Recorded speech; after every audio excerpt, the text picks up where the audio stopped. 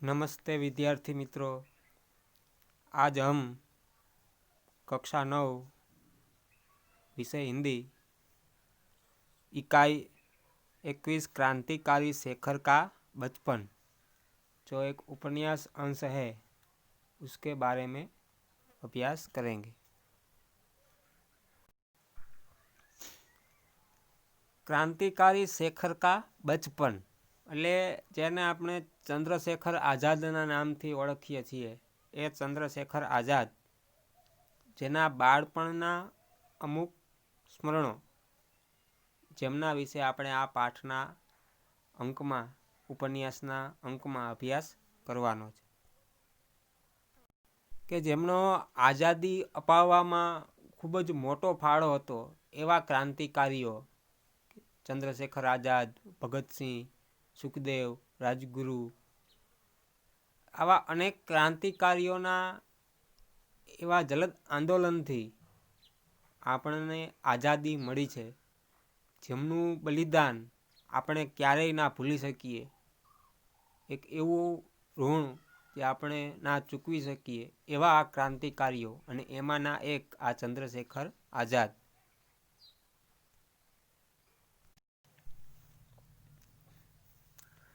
લેખક સચ્ચિદાનંદ હીરાનંદ વાત્સ્યાયન કે જેને અજ્ઞેયના ઉપનામથી પણ ઓળખવામાં આવે છે,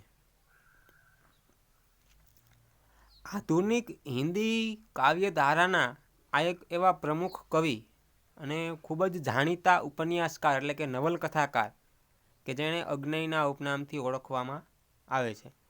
આ લેખકનો જન્મ 9 માર્ચ 1911 કસિયાર એટલે કે કુશીનગરમાં થયો હતો। એમના બાળપણના 4-5 વર્ષો 1911થી લઈ 1915 સુધી એ લખનૌમાં વિતાવે છે। એ પછી શ્રીનગર, જમ્મુ કાશ્મીર ત્યાં રહી પછી લાહોરમાં BScની પરીક્ષામાં તેઓ ફર્સ્ટ ક્લાસમાં પાસ થાય છે।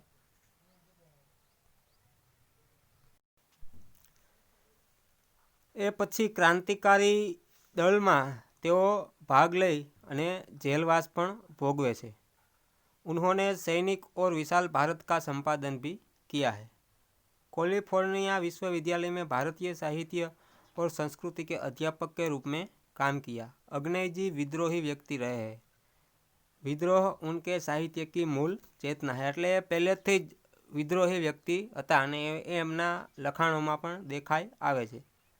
उनका उपन्यास शेखर एक जीवनी એટલે એમની નવલકથા છે ક્રાંતિકારી ચંદ્રશેખર આઝાદના જીવન ઉપર લખેલી, જે પ્રેમચંદની પ્રખ્યાત નવલકથા ગોદાનના પછી એ મૂલવી શકાય महत्वपूर्ण उपन्यास माना जाता है। उसके अतिरिक्त उन्होंने नदी के द्वीप और अपने अपने अजनबी उपन्यास भी लिखे हैं। वे हिंदी कविता में प्रयोगवादी आंदोलन के प्रवर्तक माने जाते हैं। उन्हें आंगन के पार द्वार काव्यकृति पर साहित्य अकादमी ने पुरस्कृत किया। कितनी नावों में कितनी बार पुस्तक पर ज्ञानपीठ पुरस्कार जे सर्वोच्च पुरस्कार कहवाय भारत साहित्य जगत में ए एमने मळेल छे। भग्नदूत, चिंता, इत्यलम, हरी घास पर क्षणभर, बावरा अहेरी, अरि ओ करुणा, प्रभामय उनकी प्रमुख काव्य कृतियाँ है। उन्होंने तार सप्तक का भी संपादन किया था। क्रांतिकारी शेखर का बचपन उनके प्रसिद्ध उपन्यास शेखर एक जीवनी भाग 1 का अंश है। એટલે જે પાઠ આપવામાં આવેલ છે એ નવલકથાનો એક ભાગ, જે પહેલા ભાગમાંથી એક અંશ અહીં મૂકવામાં આવેલ છે અને જે એમને 1940માં લખેલ હતો। बचपन से लेकर कॉलेज जीवन तक की जीवन विचित्र है। એટલે કે ચંદ્રશેખર આઝાદનું બાળપણથી લઈ અને કોલેજ કાળ સુધીનું जीवन એમાં ચરિત્રણ કરેલ છે। शेखर का जीवन दर्शन स्वातंत्र्य की खोज लक्षित है। वह लील पर चलने वाला नहीं है। शेखर का बचपन क्रांतिकारी विचारों से अभिभूत था। वह ब्रिटिश शासन का जबरदस्त विरोधी और स्वदेशी चीज़ों का चाहक, अंग्रेजी की बजाय हिंदी का हिमायती, बचपन के उसके जीवन का कुछ अंश इस उपन्यास अंश में संकलित है। એટલે એ એક તો અંગ્રેજોના વિરોધી હતા, વિદેશી વસ્તુઓનો વિરોધ કરતા અને દેશી વસ્તુઓ અપનાવતા, અને અંગ્રેજી ભાષાના બદલે આપણી હિન્દી ભાષાનો પણ વ્યવહારમાં ઉપયોગ વધુ કરતા, જેમની આ એક બે ઘટના આ પાઠમાં આપવામાં આવેલી છે।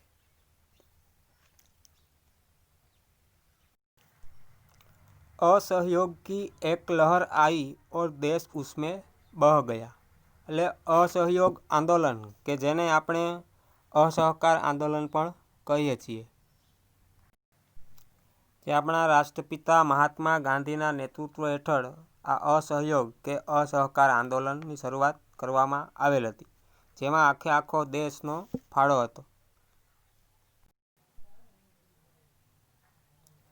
જે 1920માં અસહકાર આંદોલન શરૂ કરવા પાછળ જલિયાવાલા બાગ હત્યાકાંડમાં એકમાત્ર કારણ હતું। એટલે કે આપણે જાણીએ છીએ કે જે જલિયાવાલા બાગમાં જે હત્યાકાંડ થયો, જનરલ ડાયર દ્વારા જે ગોળીઓ અંધાધૂંધ છોડવામાં આવેલી અને ઘણા બધા વ્યક્તિઓને ત્યાં ને ત્યાં મોતને ઘાટ ઉતારી દેવામાં આવ્યા, એ પાછળનું કારણ પણ આ પછી એ અસહકાર એટલે કે અસહયોગ આંદોલનની શરૂઆત થઈ।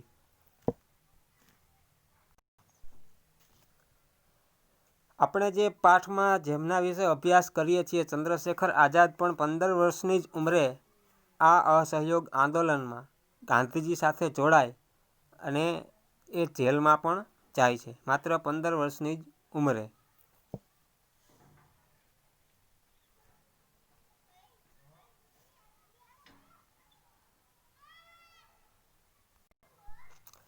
शेखर भी उसमें बहने की चेष्टा करने लगा और जब नहीं बह पाया तब हाथों से खेकर अपने को बहाने लगा।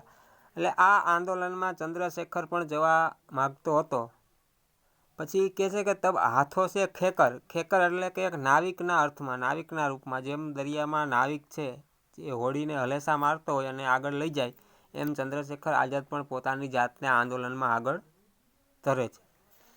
उसने विदेशी कपड़े उतार कर रख दिए, जो 2-4 मोटे देसी कपड़े उसके पास थे वह पहनने लगा। बाहर घूमने मिलने जाना उसने छोड़ दिया।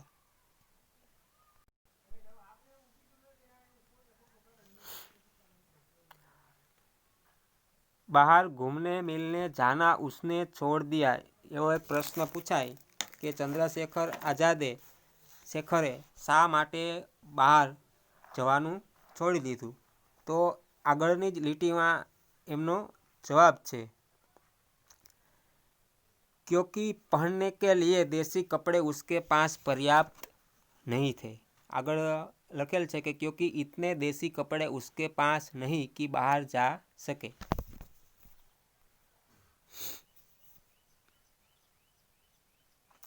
प्रायः दोपहर को वह ऊपर एक खिड़की के पास जाकर खड़ा हो जाता है और बाहर देखा करता। कभी दूर से जब बहुत से कंठों की समवेत पुकार उस तक पहुँचती। समवेत એટલે કે સામૂહિક, એમ એક સાથે ઝુંડમાં,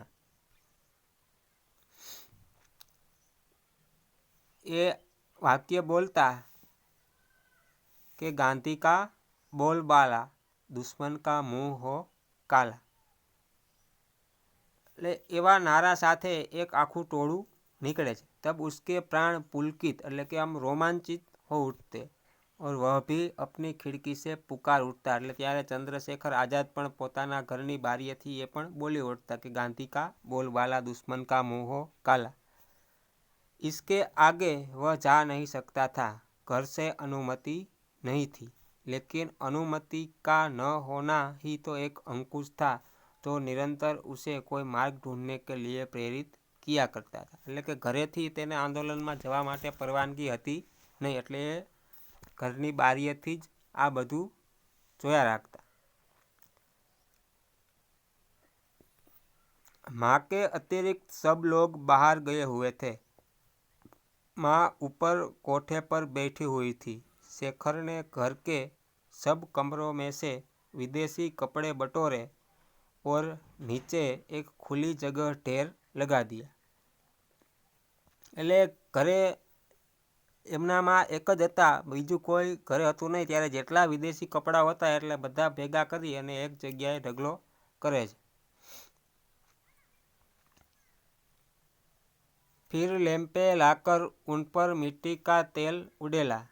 तेल का पीपा नौकर के पास रहता था, वहाँ जाने की हिम्मत नहीं हुई। એટલે નોકરોની પણ એટલી ધાક હતી કે તેમની પાસે એ તેલ એટલે કે આપણે જે ઘાસ તેલ કહીએ એ માગી શકે એમ હતા નહીં. એટલે જે દીવો સળગાવવાનો હોય છે તેલવાળો, ઘાસ તેલ નાખી જે આગળના સમયમાં જે દીવો એટલે કે એક જાતનું ફાનસ એ લઈ આવી અને એના ઉપર રેડી દે છે. और आग लगा दी। आग एकदम भभक उठी। शेखर का आह्लाद भी भभक उठा। એટલે કે જેમ જેમ આગ વધતી જાય વિદેશી કપડાની एम एम एमनो आनंद पण વધતો જાય। वह आग के चारों ओर नाचने लगा और गला खोलकर गाने लगा, गांधी का बोल बाला दुश्मन का मुंह हो काला। એટલે એ આગની ફરતે ફરી અને એ ગાંધીજીને સમર્થન કરે છે, गांधी का बोल बाला दुश्मन का मुंह हो काला। थोड़ी ही देर में माँ आई और थोड़ी देर में शेखर के गाल भी दो मानो विदेशी हो गए, जलने लगे। એટલે એમના માતૃશ્રીએ આવી અમને એમને માર મારેલો એમ, એટલે કે છે કે ગાલ ભી વિદેશી હો ગયે, એટલે જેમ વિદેશી કપડાં બળતા હતા એમ ગાલ પણ એના બળવા માંડ્યા મારના કારણે। લેકિન ઢેર રાખ હો ગયા था। એમના માં આવે છે એટલા સુધીમાં તો એ વિદેશી કપડાઓ બળીને રાખ થઈ ગયેલા। शेखर के मन में विदेशी मात्र के प्रति घृणा એટલે કે નફરત થઈ ગયેલ હતી। उसने देखा कि हमारी नस नस में विदेशी का प्रभुत्व ही नहीं, आतंक भरा हुआ है। એટલે એક વિદેશી વસ્તુ વિદેશી વ્યક્તિઓ પ્રતિ એટલી બધી નફરત એનામાં હતી એમ। उसे पुरानी बातें भी याद आई और नहीं भी। वह देखने लगा। उसे यह भी ध्यान हुआ कि पिता उसे घर में भाइयों से अंग्रेजी में बात करने को कहा करते हैं। એટલે એમના ઘરમાં જ જોવે છે કે એમના પિતાજી જ એમના બીજા ભાઈઓને પણ કહે છે કે તમે ઘરમાં પણ અંગ્રેજી ભાષા બોલો। यह भी कि वह शैशव से अंग्रेजी बोलना जानता है। એટલે શેખર પણ બાળપણથી જ અંગ્રેજી ભાષા જાણતો હતો, पर हिंदी अभी सीख रहा है। પણ એ હિન્દી હજી શીખી રહ્યો છે, એ પહેલાં જ એને અંગ્રેજી ભાષા આવડતી। એટલે વિદેશી વ્યક્તિ, વિદેશી ભાષા, વિદેશી વસ્તુનું કેટલું બધું પ્રભુત્વ, કેટલું બધું આતંક દેશમાં હતો એ જુએ છે। उसकी पहली आया ईसाई थी और अंग्रेजी ही बोलती थी। उसका पहला गुरु जिसके साथ उसे दिन भर बिताना होता था एक अमेरिकन मिशनरी था, जो पढ़ाता चाहे कुछ नहीं पर दिन भर अंग्रेजी की शिक्षा तो देता था। એટલે જોવે છે કે એમના ઘરમાં જે પેલો અમેરિકન વ્યક્તિ હતો ભણાવવા આવતો એ પણ અંગ્રેજી ભાષાનું જ્ઞાન દીધા રાખતો। એમની પહેલી આયા ધ્યાન રાખવાવાળી જે મહિલા હતી એ પણ ઈસાઈ હતી ને એ પણ અંગ્રેજી જ બોલતી હતી। शेखर ने देखा कि यदि मातृभाषा वह है जो हम सबसे पहले सीखते हैं, तब तो अंग्रेजी ही उसकी मातृभाषा है और विदेशी ही उसकी माँ। એટલે ત્યારે શેખરને એવું લાગે છે કે બાળક છે જે પહેલી વાર બોલે એમની માતૃભાષામાં બોલે તો અહીં તો અમને તો પહેલાં જ અંગ્રેજી જ ભાષા શીખેલી અને તો અમારી माँ પણ વિદેશની ધરતી કહેવાય। उसने उसके आत्माभिमान को बहुत सख्त धक्का लगा। એટલે એને એવી એવી ચોટ લાગી जिसे मैं घृणित समझता हूँ, उस विदेशी को माँ कहने को बाध्य होऊँ। એટલે એ હવે પોતાની આ નફરત વિદેશી ભાષા પ્રત્યે એટલી બધી વધી ગઈ છે એટલે હવે એ આ ભાષા છોડી દેવા માગે છે। उसने उसी दिन से बड़ी लगन से हिंदी पढ़ना आरंभ किया और चेष्टा से अपनी बातचीत में से अंग्रेजी शब्द निकालने लगा, अपनी आदतों में से विदेशी अभ्यासों को दूर करने लगा। એટલે એ હવે હિન્દી શીખવા લાગે છે, પોતાની એ બોલચાલની ભાષામાં પણ અંગ્રેજી શબ્દો કાઢી નાખી અને હિન્દી શબ્દો બોલે છે. એટલે આપણે જાણીએ છીએ કે આઝાદીના આટલા વર્ષો પછી પણ અંગ્રેજો ગયા, પણ આપણે શારીરિક રીતે તો આઝાદ થયા, પણ માનસિક રીતે હજી પણ આપણે અંગ્રેજોના ગુલામ છીએ.